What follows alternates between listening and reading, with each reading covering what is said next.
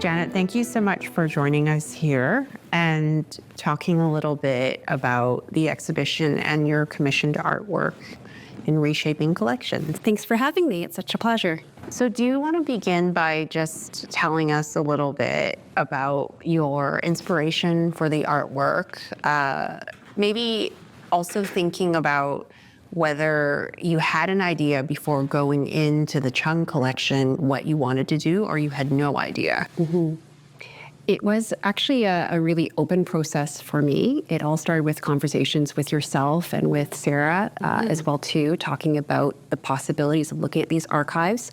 And my work looking into archives has been quite recent. I was working with the City of New Westminster and looking into their archives around some of their heritage spaces. And the question of who is included in archives became very important to me. A lot of my work recently has been about looking at the question of what does it mean to be Chinese in Canada, and seeing that oftentimes that Chinese story was not represented in what was kept in the archives, or that the language has actually shifted quite a bit in the archives around Chinese laborers and Chinese staff that supported a lot of the colonial households. That became very important to me. So going into an archive that was so carefully considered and crafted by Dr. Wallace Chung was actually eye-opening to me. I had no expectations of what it might be, but to see that he was really widely inclusive of that Chinese history was so beautiful for me. I did have a prompt from conversations with yourself and Sarah. Sarah's the co-curator. Co-curator as well too, about looking at these Art Deco posters. And that really suited me because I also have a history of design education. So I for many years taught graphic design and actually looked at the history of the poster itself, especially Art Deco posters have this beautiful kind of history of sparking the imagination around, you know, this expanse of the West and the idea of travel and this kind of monumental kind of perspective that would be used.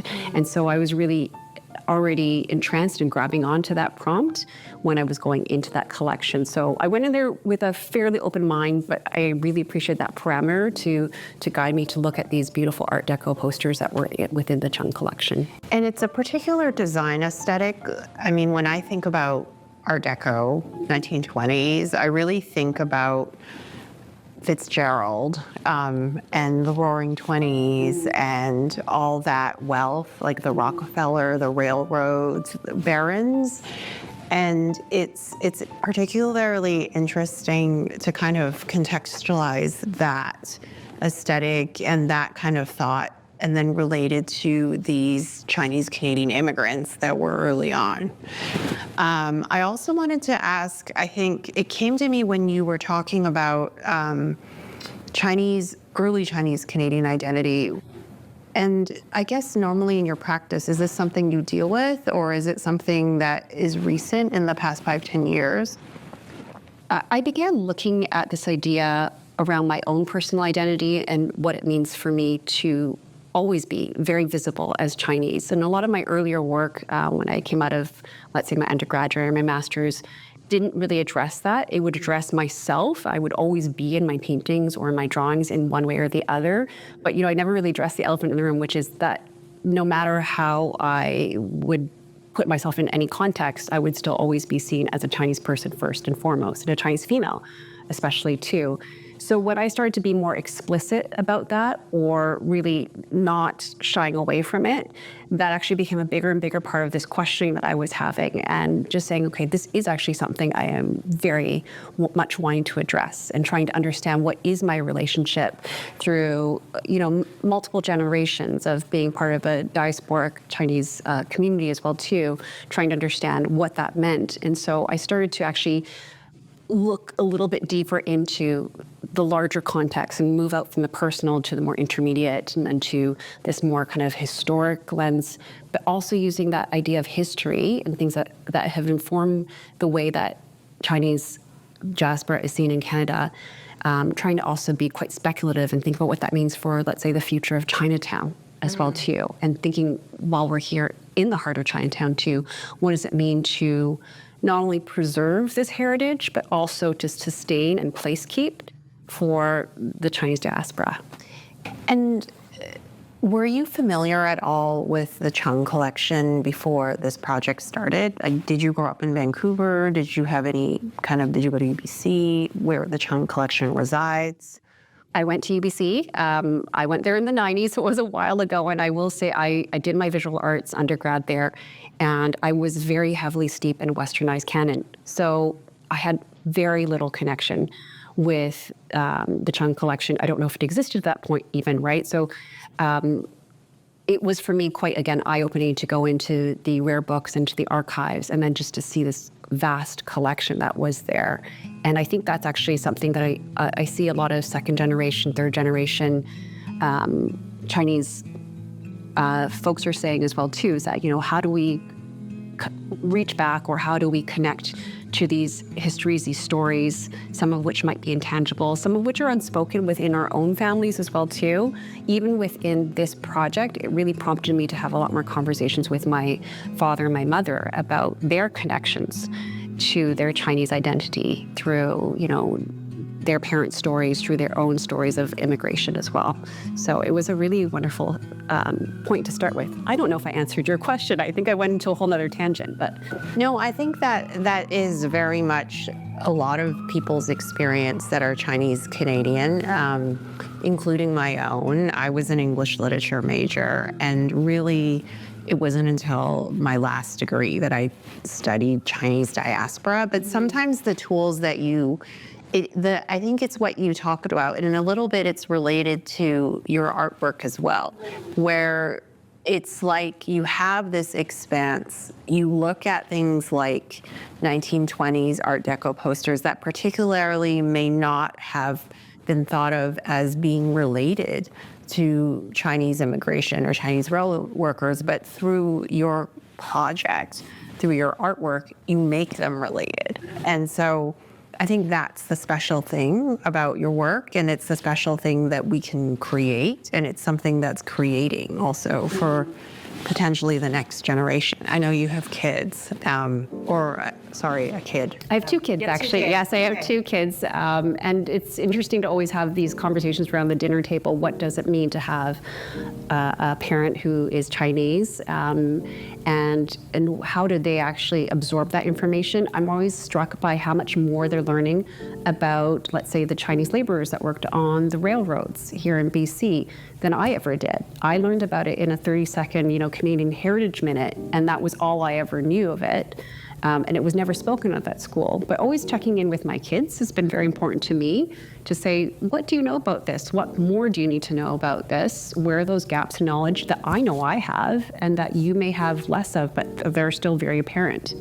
One of my kids recently had to do a project at school, and the prompt was, what makes Canada so great? And I was just like, I was like, that's the only question? Like, can we dig a little bit more into that and deconstruct that question a bit more?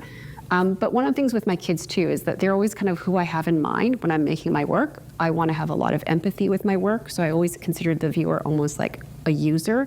How will that user come in, interface with my work? This comes back to my design educator kind of role as well too.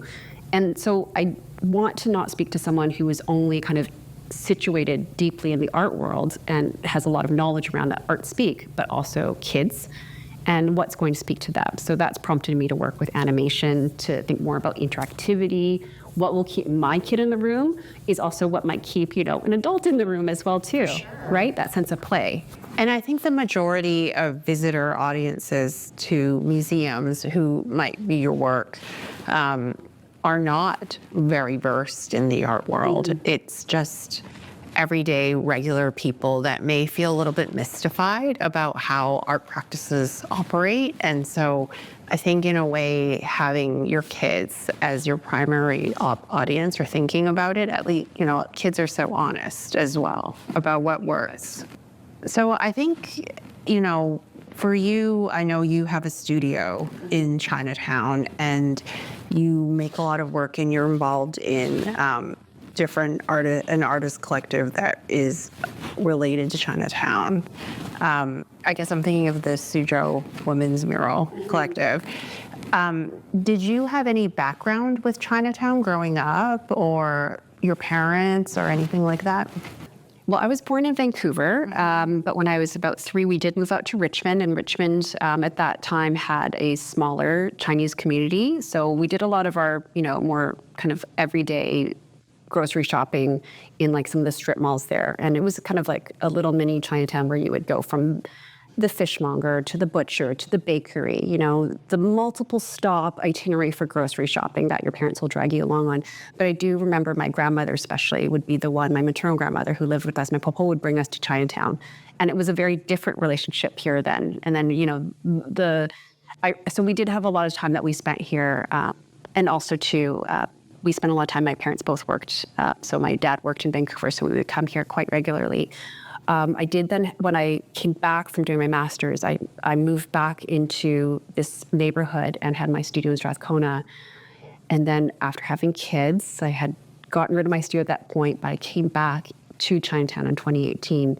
And so that actually was a really kind of wonderful moment where that was when I was actually really starting to lean into not shying away from my identity as an integral part of what I was looking at in my artwork, and being here situated right in the heart of Chinatown as well too. That was an incredible moment for me, and very generative, because then I was meeting, let's say, the other artists working on the mural and opening up more of those relationships as well too. And at that particular time too, I was working on a public art project. It was in concert with City of Vancouver and Living Labs at Emily Carr, and it was called 10 Different Things, and they commissioned 10 artists to do 10 very different approaches to public art. And so mine was a guerrilla version of a public art project where we pasted a pattern that I created, which ended up, through all the conversations and walks that I had with different stakeholders in the Chinatown communities, being about Chinatown and the development in Chinatown as well too. So that was also a wonderful kind of moment where I was taking things I was already doing in my practice, where I would take things like a toile decor pattern, and I would be inserting my own stories and drawings into that. But that one then became about Chinatown itself. And that piece is actually currently being shown on the outside of the Vancouver Art Gallery on their Hornby Street doors. So it's kept going on and kept living as well too. So it was just, again, that moment in time, coming back to Chinatown, making work in Chinatown, about Chinatown with the community. And this is something I'm continuing on in my research as well too. And I think it's quite rare in my experience where an artist does public art through engaging specifically with the community. Usually it's kind of huge fabricated sculptures that are parachuted in. But I think, your impression or your moving to Chinatown and then for your studio, and then having this interaction actually with community members that lived in Chinatown is like a really beautiful way to make an artwork. Mm-hmm. And this is something I've been thinking quite deeply about the need for public art to actually be with the public and for the public rather than being public facing. And again, this goes back to having a teenager too. We talked a lot about situationships lately. So I was thinking about this idea of situationships, just to dumb it down for a second, but how, a lot of public art is more situational versus relational. And so I really want to have the argument that a lot of work that is public should be more temporal. It should move with society and change and shift with society rather than being this like concrete, megalithic kind of fabrication, as you were saying, that's kind of dropped in front of private development. Right. And breaking out of that kind of capitalistic model where it's not a conversation and it doesn't belong to the public in a really meaningful way.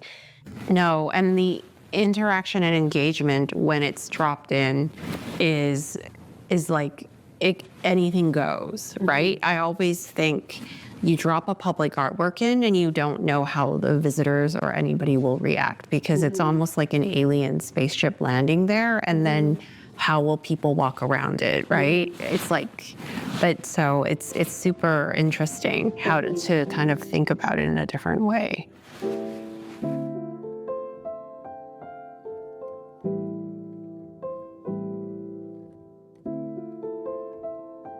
I guess let's maybe talk more specifically about your artwork in the Chung collection. I know there's like multiple Art Deco posters and you spent time in the collection Was it strange to go back now to UBC, first of all, as no longer a student, and now as somebody who's an artist that is looking into this collection that you didn't know about as a student, and kind of rearranging and looking through? Can you walk me through that process? I think even my first impression, just driving back onto the campus, was it's changed incredibly. It's so developed. And I guess that's a theme that's kind of also going throughout my work, is this idea of development. And really, if we're looking at these Art Deco posters about the railroads, that was all about a mass development of in a colonial framework, right? So that was actually one thing that really struck me. And then going in and seeing these posters, and they're not digital, they're not a digital picture on a screen. They were these beautiful, large format pieces of paper, and they had these lush colors. It was so great to get my hands on, gloved hands, of course, but my gloved hands on these wonderful lithographs and prints, and really understand the craft that went behind them. I think that was really instructive for me. And that's where I was really, first of all, blown away with, was just the care and the craft that they were made with, and that they were made they were mass produced to some extent, but not in the way we would now and with the ease we would have now. And so even just trying to recreate some of the elements of the illustrations was mind-boggling to me. There were so many little tiny details that had to be taken care of, thinking about how even me struggling using, let's say, Illustrator and different digital tools to get all the right colors and layers, thinking about somebody actually doing that over multiple kind of pulls or multiple layers of physical material, and that if you get one thing slightly off registration, that one giant poster is scrapped. It was, for me, just this kind of amazing moment, just to feel like I'm handling something that somebody who was a craftsperson handled back then, and how it's lovely to try to value that, and then to also contemporize it as well too within the scope of this exhibition. So should we go down and go look at the artwork? Yes.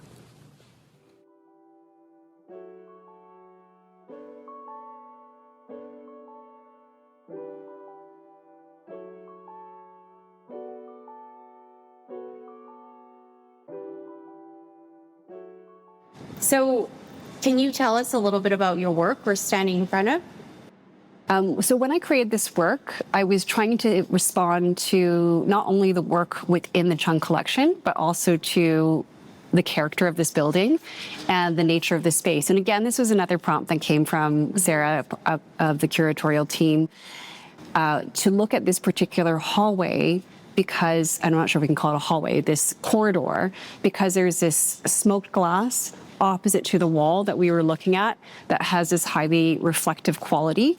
And so I wanted to incorporate that somehow into the visitor experience. And so I was trying to create something, I don't know if I can say immersive, but large enough that you felt like you're part of the story within each of the posters. Because the actual posters themselves were fairly large. They were great for sparking imagination. And I think that's one of the things that prompted Dr. Chung to actually start his collection, was looking particularly at a poster of one of these Empress steamships. So I really wanted to capture that sense of grandeur and that sense of wonder. And I was also thinking about Dr. Chung as a small child looking at this very large image, and how you as a child might try to imagine yourself on that ship, in that corridor, in that rail, steam rail car as well too. So part of what I was trying to create was putting the visitor into the image. So they would look at the wall, have one experience where it's almost uncomfortable, the scale, because it's so monumental, it's so large, but so narrow that you're almost compressed into it. But when you turn, you actually see yourself in this backdrop. And part of what I was trying to capture was that in a lot of these posters, you don't see people, or if you see people, you see them at a 3/4 profile. They're usually someone who is white, someone who obviously has a certain amount of wealth, and you would very rarely see someone who is Asian. And if they were, it would be more about the other, someone who is in the there, not the here. And so really, what I was also really trying to create was this tension between the here-ness and the there-ness, and that the Chinese migrant, the Chinese laborer would never feel like they were either here or there. Which is the title of the Which is the title of the work. So that was very important, the titling as well too, trying to think about that pull and that tension. It's really nice how you brought it back to this idea of imagining Dr. Chung as a little child thinking or looking at these Art Deco posters, just because we spoke about thinking of the ideal audience while you make your work, which is children, right? And I guess, can you tell me a little bit more about why this Art Deco poster was the one you chose out of all the ones in the collection? There was actually multiple Art Deco posters that I kind of composited into this one kind of large panorama here.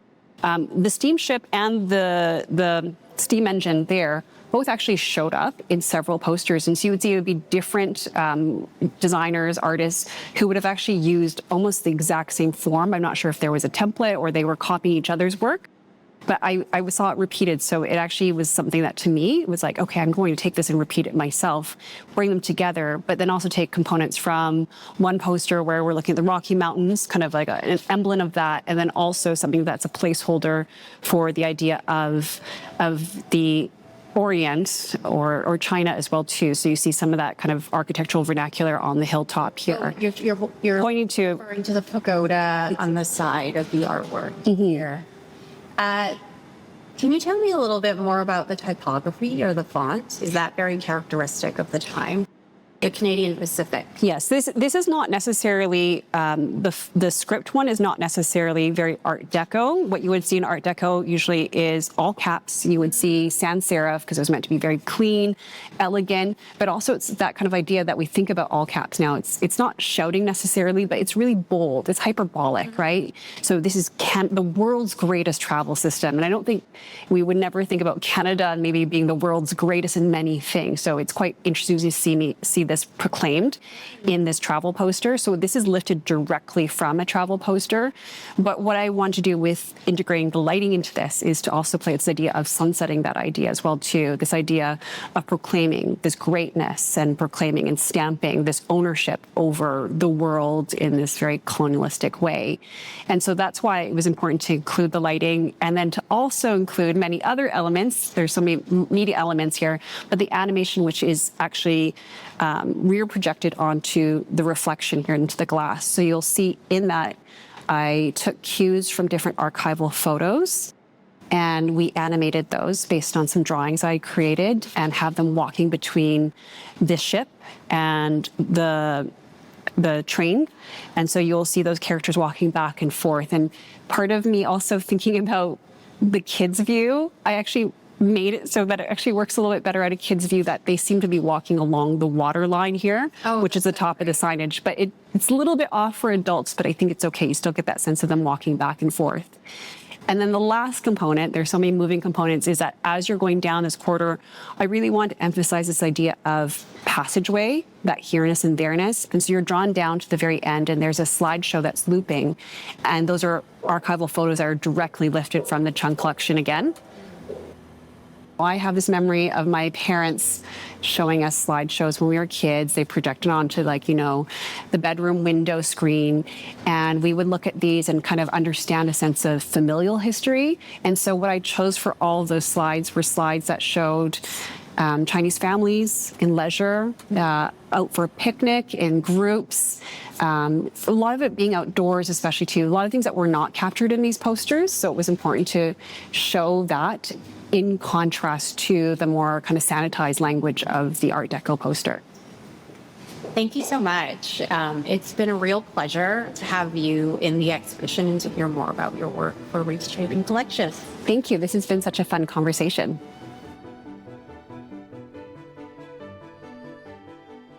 This podcast was recorded on the traditional territories of the Musqueam, Squamish, and Tsleil-Waututh peoples.